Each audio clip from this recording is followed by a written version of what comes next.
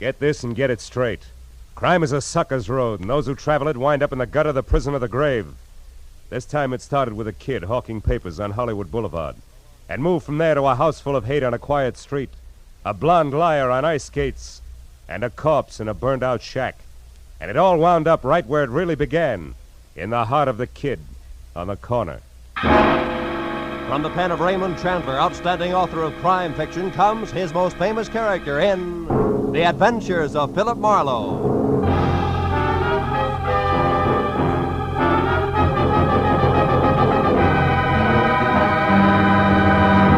Now, with Gerald Moore starred as Philip Marlowe, we bring you tonight's exciting story, The Kid on the Corner.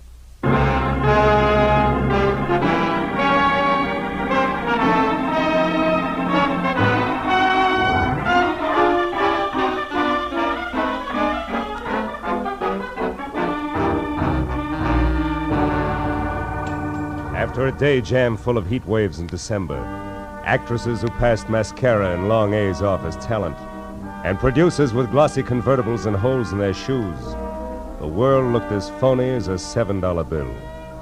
And when I finally closed my office, stepped out onto Hollywood Boulevard into the glare from miles of sheet iron Christmas trees on lamppost trunks, and watched a loudspeaker Santa Claus with neon reindeer trundle by in a cloud of artificial snow, I'd have gladly traded all of Hollywood, California for one quiet Vermont hillside and thrown my license in to boot.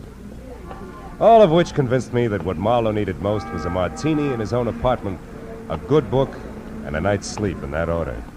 So I started home after them, but only got as far as the middle of the street. Hey, Mr. Marlowe, wait up! It was the kid who sold papers on the corner. Mr. Marlowe, can you spare a minute? I gotta talk to you. Okay, Tommy, let's get out of the street first, huh? I'm not so good at dodging fenders. Oh, yeah, sure. What's on your mind, kid? It's about my Uncle Bert. Bert Larson. He's gone, Mr. Marlowe. What about your family, Tommy? Don't they know where he is? Oh, I don't have no family. I've been living with Uncle Bert in a flat down in Van Ness. Hey, if you haven't had your dinner yet, maybe you'd eat with me in the cafeteria, huh? It's real important to me, Mr. Marlowe. Anything that's important to you, kid, is important to me. Let's go in. Oh, swell. I should have known something was wrong when I heard him walking around. Late last night, you know? He said he was after a drink of water, but he's got those metal plates, kind of like taps on his shoes, so I knew he was all dressed, only I was too sleepy to think anything about it then. Maybe he just got an early start and he's been busy today, huh? No, it's not like that, Mr. Marlowe. Something's wrong. Well, what'll you have, gentlemen? The pork's nice tonight. Stew's the best deal for the money, Mr. Marlowe. Oh? I'll have the stew, please. Yeah, you better make it two, miss. Okay, a couple of stews coming up. See, when I got up this morning, I found this envelope on the dresser. There was $200 inside, and this was written on the front. Huh? Let's see it. Dear Tommy, must leave town on business. I'll send more money soon. Be a good kid and take care of yourself, Uncle Bert. Yeah, I see what you mean. Yeah. I spent all day trying to find out where he went. I checked everything but the airport. I know he wouldn't take a plane. He gets dizzy just standing on a curb. No luck, though. Milk, Mr. Marlowe? No, I'll have coffee, Tommy. I feel rugged. Hey, there's a table over in the corner. Come on, huh? Okay. What really makes it fishy is that Uncle Bert's got no out-of-town business. Besides, he's never been out in front more than $20 in his life.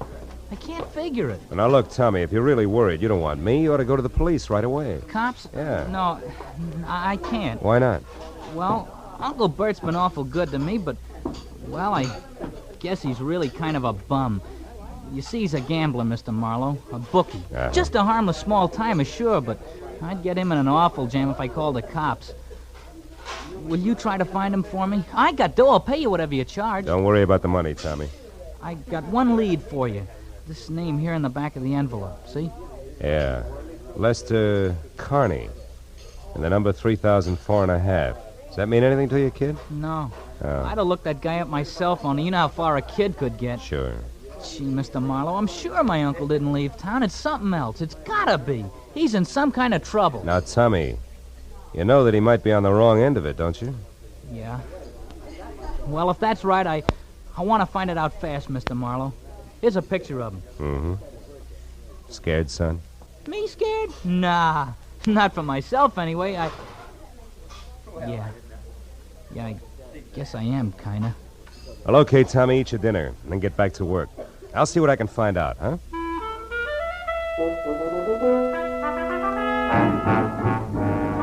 patted my new client on the shoulder and left the cafeteria. But I was sure of one thing.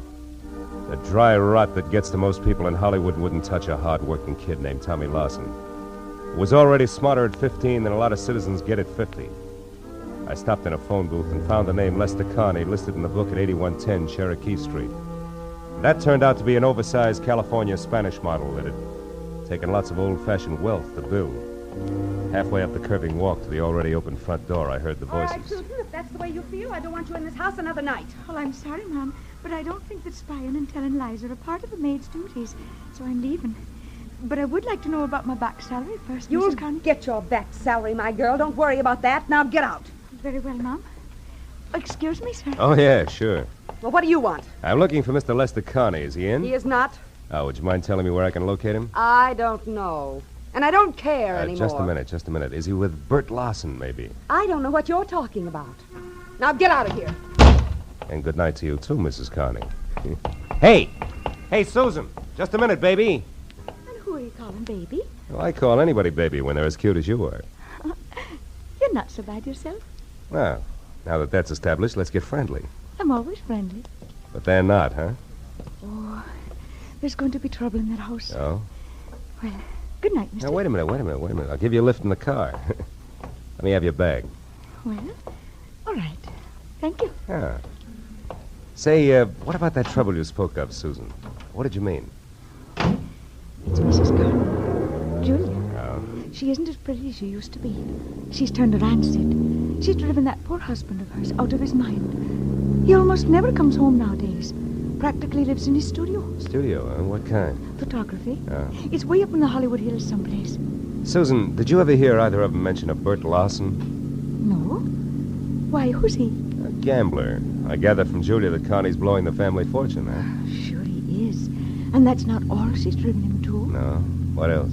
What do you think? Another woman, of course. Oh. An ice skater named Carol King at the Igloo. That's that nightclub with the skating show. Yeah, I've been there. Does Mrs. Connie know? Oh, she suspects. That's why she wanted me to spy on him. But I wouldn't because I don't blame him one bit. Not with Julia being like she is. Yeah, maybe you're right, Susan. But then again, maybe you've got your cause and effect backward, huh? Yes? Well, I don't know anything about that. But that poor man's been driven so crazy, he's threatened to kill her. Well, here's where I get out. And stay out.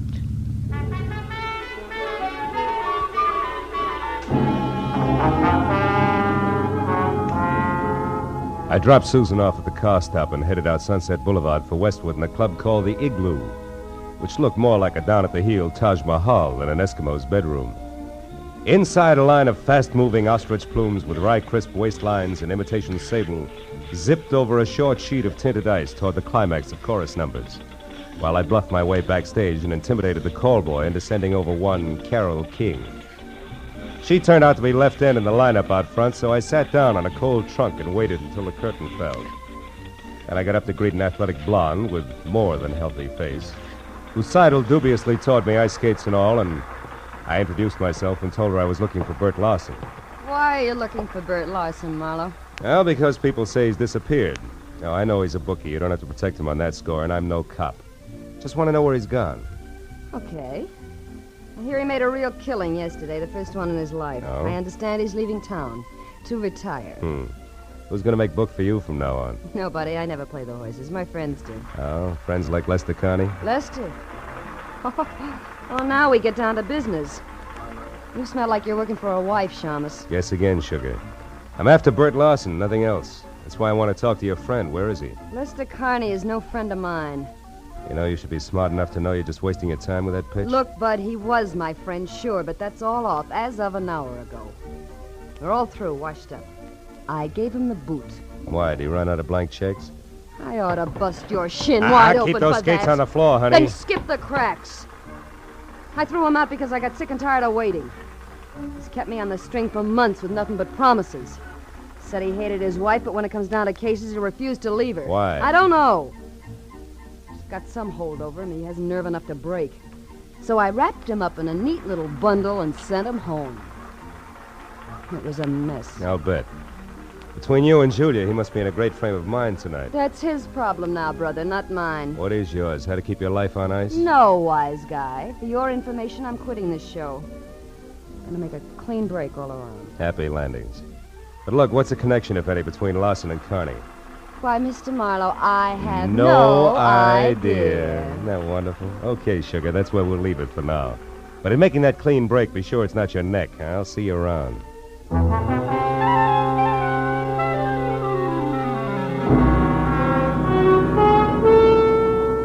I had nothing tangible to base it on, but as I left the igloo and drove back to Hollywood, for some reason, I kept thinking that Tommy Larson was right, that his uncle was still in town and in some kind of trouble. And I was sure that at least half of Carole King's story had been lies, but why, I couldn't figure. And another idea hit me, and hit me hard. I turned onto Cherokee again and drove up to Carney's house at 8110, parked, and went in. There the vague hunch began to shape up like grim fact, because the front door was wide open and spilling a pale glow from the one light in the house, the hall lamp. I saw the note propped under the lamp even before I went in. I left it where it was.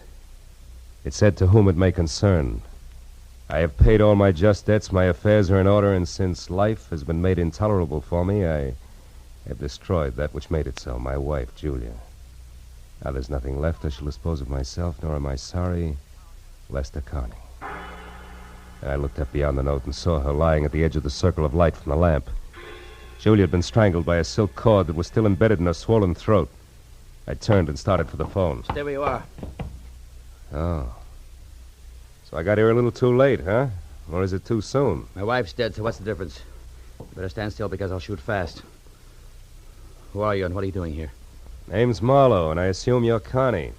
All right, I'm a private detective trying to find Bert Larson. In the process, I got mixed up in your little fiasco from one end to the other. Bert Larson. Just a cheap bookmaker. Yet one of the very few people who ever gave me a fair break. Where is he, Connie? Do you know? No. Does it matter? Too bad you bunted in here just now. The man's going to do what I've decided to do. It's a most personal, private affair. It's your party. But maybe you better think it all over again, huh? I've already thought it over. Thoroughly. Turn around and walk through that door to the kitchen. Go on. Sure.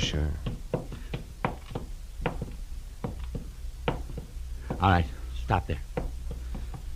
Now, open that door on your right. This one? Yes. Years ago, that cellar was filled with the best wines the world had to offer. What happened? You pulled too many corks? Find out for yourself, Marlowe. Oh! In just a moment, the second act of Philip Marlowe. Now with our star, Gerald Moore, we return to the second act of Philip Marlowe and tonight's story, The Kid on the Corner.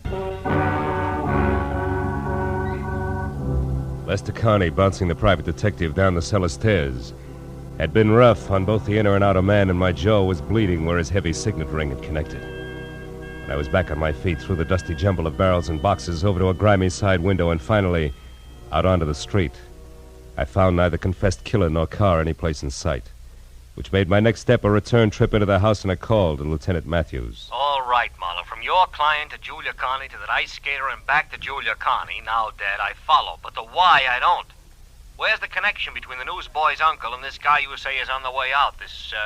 Lester Carney, Matthews, yeah. I don't know. You don't know? You're not saying which, Phil. Well, maybe it's a little of each. Now, look, Lieutenant, Just a second. What is it, Marlowe? Hold the wire, will you, Matthews? Okay, but make it snappy, will you, Phil? Killer on the loose isn't such a good idea, even if he's promised to knock himself off. Might decide to take somebody else along. 3,004.5 North Rossmore. 3,004.5. I can't hear you, Phil. What? What? Oh, a piece of paper, Matthews, in a dead woman's hand. Oh, now you're fine. It's got an address on it. The same address that was on the back of the envelope Tommy's uncle left for him. Well, this address could be the connection I asked you about. Yeah. Yeah, the hook between Uncle Bert and the Connies. Well, we'll get right over there. We'll Matthews, wait a minute. Let me try it alone first, will you? I think it'll play better that way. And keep the kid's uncle out of the police lineup that way. Yeah. Marlowe, I can't. Oh, now, wait a minute, Matthews, please. I'm thinking of the kid. Yeah, well, I'm... Okay. Attaboy. Just don't make it too long till I hear from you again. Goodbye. I knew that the 3,000 block on North Rossmore wasn't even close to the Hollywood Hills, which meant that the address couldn't be the dilettante photographer studio that the Carney's ex-maid had described.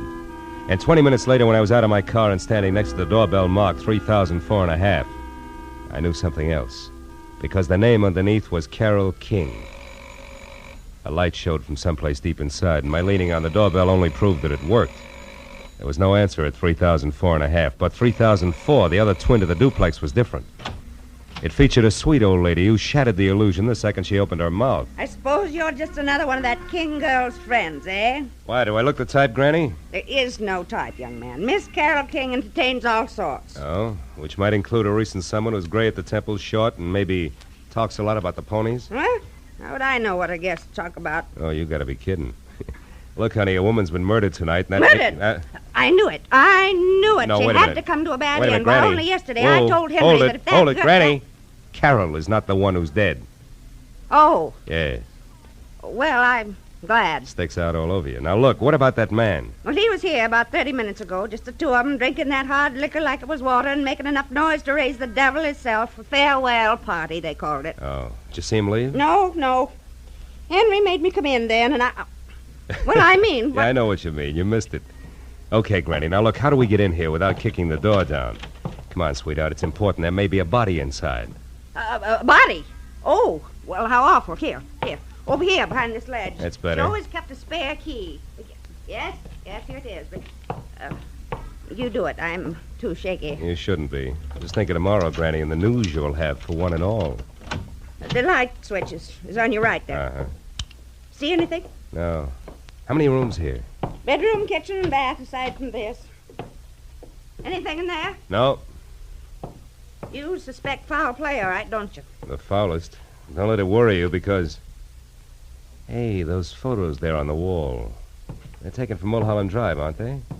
One by day, one by night, both in the same spot, the Hollywood Hills? Sure. That's where he has a studio, that Lester fella. Yeah, that Lester fella. Granny, do you know where it is? I mean, Mulholland Drive and where? You know, that street runs for miles along the top of the mountain. Well, of course I do. Was born and raised here in Los Angeles. Granny, where? Mulholland and where? Mulholland, Laurel Canyon Boulevard, just south of the intersection. Thank you, sweetheart, and goodbye. Oh, wait, one moment now, if you please. What's the matter? What's your name, officer? I know my rights. Your name and your division. Granny, dear, I'm no cop. Huh? I said I'm no cop. Oh, not a police officer. Well, then who are you? Just a passerby. A stranger in the night. Good night, Granny.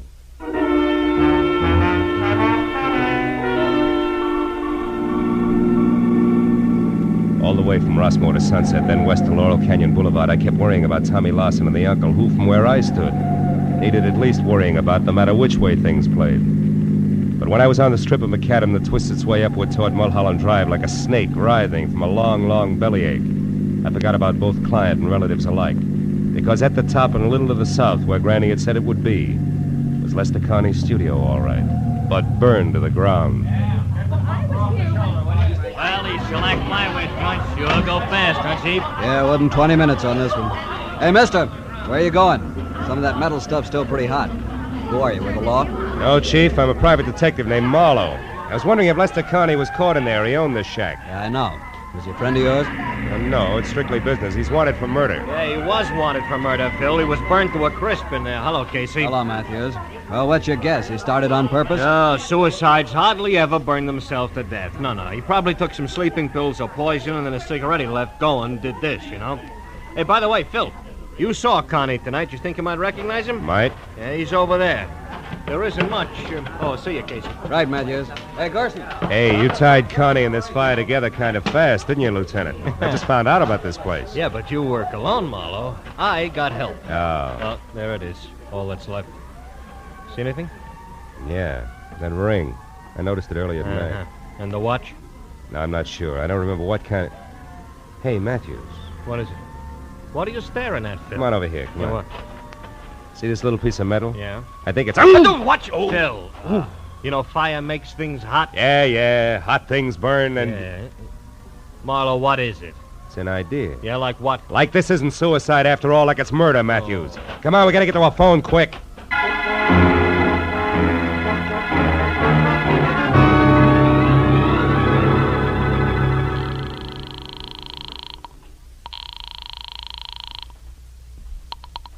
Los Angeles International Airport, Central Dispatcher's Office. Look, miss, this is important. I'm calling for Detective Lieutenant Matthews at police headquarters. What passenger flights have left in the last half hour? Passenger flights? Yeah. Well, there have been 2 sir. One to Dallas, Texas, the other to Chicago. Both American Airlines. Nothing out of the country? Marlowe, what are you getting? Will you wait a minute, No, Matthews? sir. However, there is a flight scheduled to leave at 10:10. Uh-huh. But that's just 5 minutes from now. That's going to Manila. Mercury Airways. Shall I connect you? Yeah, hurry, will you, please? Yes, Hey, Matthews, sir. this may be it. I'm glad for you. Mercury Airways. Central Dispatcher's Office, Mercury. There's a call from the police here for you. Go ahead, sir. Look, your 10:10 flight from Manila, is it going out on schedule? Yes, sir. The plane's standing by for the tower signal now. Oh, then tell me this. Is there a passenger aboard named Bert Larson? Larson? One He's the moment, killer, please, Phil? sir. Hurry, will you? This Larson killed Lester Connie. Then he's Will you the hold one it, who- Matthews? Yes, sir. We have a Bert Larson aboard. Oh, good. Keep him there and don't let that plane get up in the air, do you hear? The man's wanted for murder. But don't do anything else either. Just let him sit and wait for us. You got that? Yes, sir. I understand. Fine. We'll be there as soon as we can. Goodbye. Come on, Matthews. It's your show from here on in. Sirens included.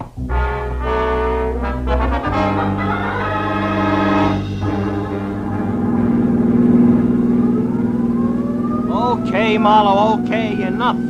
So we're on our way to the airport. We're going to catch a killer. Everything is great. But first, how do things add up? And Mooney, take it easy. 5 seconds more or less, never yet turn the trick. Okay, Lieutenant. Were you saying something, Matthews? Yeah, I'm saying I don't know which end is up, Phil. Look, Lester Connie killed his wife, right? Right. Why? Because he wanted her out of the way so that he and a cheap little monster named Carol King can live happily ever after. Oh, divorce wouldn't do that for him, huh? Mooney! No, I don't think so. Probably because Julia Connie had a real tight grip on the purse strings. Oh. Maybe something more, like it's not very nice pass for a guest. Yeah, but the purse strings, the money, that's where Bert Larson figures in, huh? A bookie with a claim. No, blackmail. Now, I figure Bert Larson knew about Connie and Carol King. He must have stopped by once to pick up or pay off a bet at the right time. Yeah, and from there, what? And from there, the team of Carol and Lester killed Lester's wife. Yeah, which we've covered. But not in detail. Now, listen. You see, after the murder, Lester planned to kill himself. Yeah. Or at least make it look like that. Yeah. A suicide note, the Mulholland studio burned down, the works. Yeah, and the body we found, Phil. That's an added attraction. Bert Larson included in the last minute. What? The wife and then the blackmailer? Ah, you're getting it. Drugged while drinking at Carol's, where he thought that he was going to get paid off in money, then up to Mulholland Drive, ring watch, and flames added. Oh, and then out here at the airport, headed for Manila. Lester Carney. Uh-huh. Hey, Mooney, we're getting close. You better kill the siren. Okay, Marlowe. Now, Phil, how do you know all this? I mean, the switch, what makes it so? That piece of metal I burned my fingers on, Matthews, it was a tap from a shoe. And Bert Larson wore taps. The rest of it adds from there. Yeah, including Connie at the airport now as Larson. Sure, who'd be looking for a beat-up second-rate bookie who decided to leave town? Aside from a nephew, that is. Yeah, aside from a nephew, tried every place but the airport. Uncle Bert couldn't stand planes. The brakes, Matthews. Oh, here we are. Yeah, just you and me and Mooney and the killer. Aren't you coming, Phil? No, I think I'll wait here, Matthews. I got some thinking to do. About the scum you sometimes meet in the night? No. About the kind of a kid I almost never meet in the night. See you. Yeah. All right, come on, Mooney. Maybe our boy will make a break for it, I hope.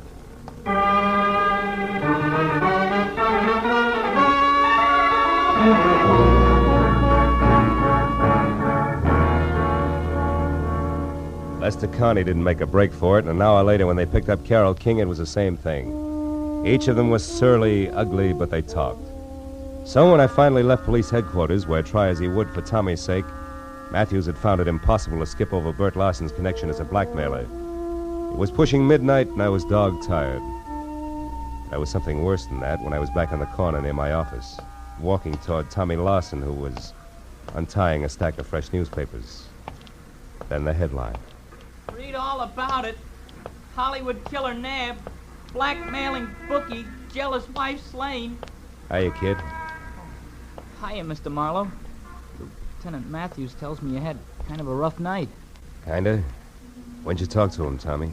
After the first editions hit the street, I wanted to know if you were okay. The story didn't say. Publicity no good for your business, huh? Not much. Look, kid, did the lieutenant say anything about you? I mean... I'm gonna stay with a neighbor, a friend of Uncle Bert's. Oh. He had friends, you know. He wasn't really bad at heart, Mr. Marlowe. Not really. I believe that. So do I, Tommy. He was just mixed up. Yeah. Sure he was. And you know why? The way he thought the world owed him a living, that's why. And I couldn't tell him otherwise. Excuse me, Mr. Marlowe. I gotta get going. Thanks a lot.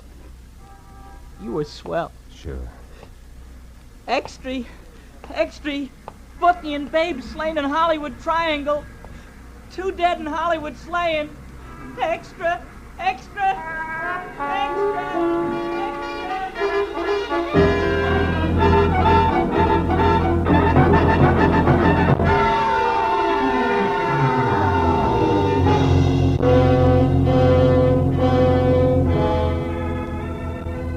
There's nothing more pathetic than a kid. The first time he's really slapped down by life. We, the older ones, the tired ones, learn to roll with the punch. Because we've got time in our corner, watching us, counseling us, teaching us how to save ourselves, so that at the final gong we're still on our feet. But a kid steps into life's arena expecting to find his opponents all he was taught to believe they would be.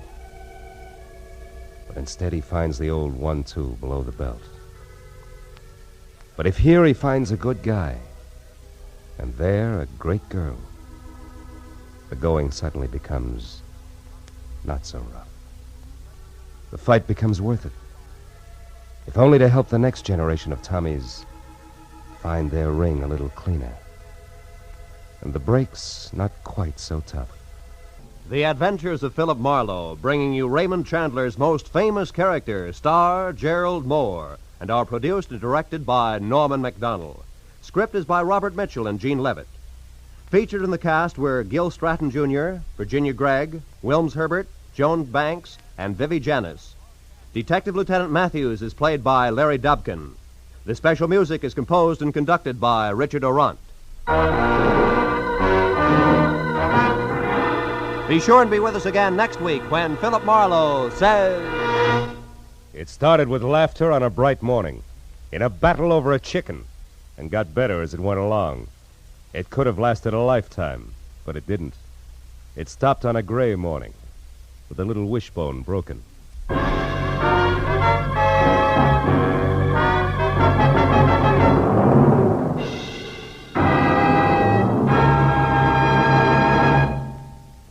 This is Roy Rowan speaking.